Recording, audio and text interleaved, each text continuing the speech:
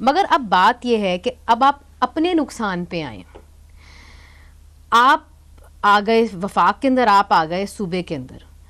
2 مین منسٹریاں ہوتی ہیں, ایک ہوتی ہے وزیر داخلہ, دوسرا ہوتا ہے جی وزیر یہ خزانہ.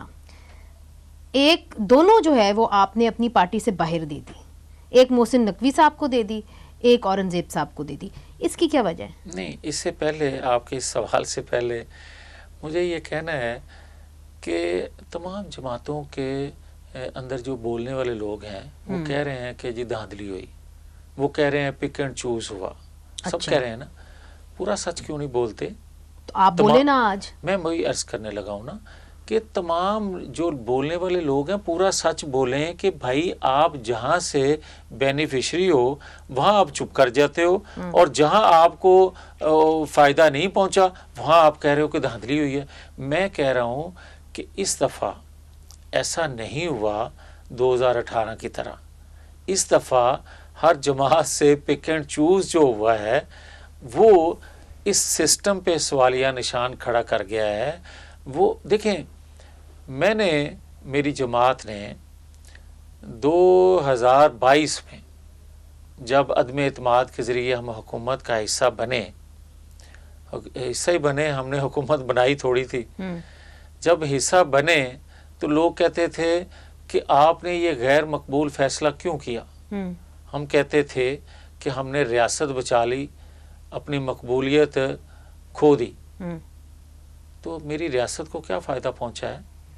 اچھا, آج بھی میں آپ سے یہ آج بھی ایک لاسٹ, آج بھی میں یہ کہوں گا کہ دیکھیں, آپ انتشار کو ختم کیے بغیر, آپ عدم استحکام ختم کیے بغیر, آپ کسی جماعت کی بھی قربانی لے لیں مقبولیت کی, ریاست کو فائدہ نہیں پہنچ سکتا اس وقت تک جب تک آپ مکمل طور پہ آئین قانون پر عمل نہیں کریں گے.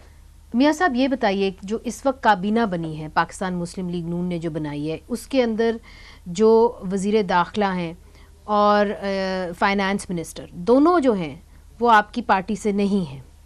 تو اتنی اہم منسٹریز, اور جو سب سے اہم منسٹریز ہیں وہ آپ نے کسی ایسے شخص کو دی ہیں جو آپ کی پارٹی سے منسلک نہیں رہا, اس نے آپ کی پارٹی کے اندر آپ کی ایڈیالوجی جو آپ کی کیتھوس ہے اس کو جانا نہیں.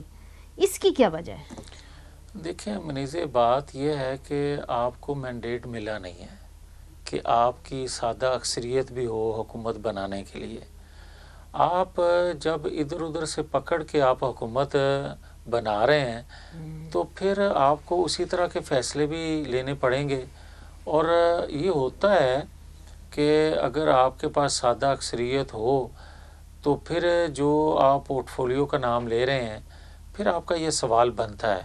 اور جب ادھر ادھر سے پکڑ کے حکومت صرف بنی ہے تو مسلم لیگ کی حکومت نہیں ہے, اس کو آپ بہت نام دے سکتے ہیں, ٹیکنوکریٹ کہہ سکتے ہیں, نہیں مگر دیکھیں قومی حکومت کہہ سکتے ہیں, جو مرضی نام دے لیں آپ, لیکن مسلم لیگ کی مکمل آپ اگر حکومت کہیں گے تو وہ نہیں ہے. آپ نے کیمپین شروع کی تو آپ کا ایک بڑا نعرہ یہ تھا کہ ہم مہنگائی کم کریں گے.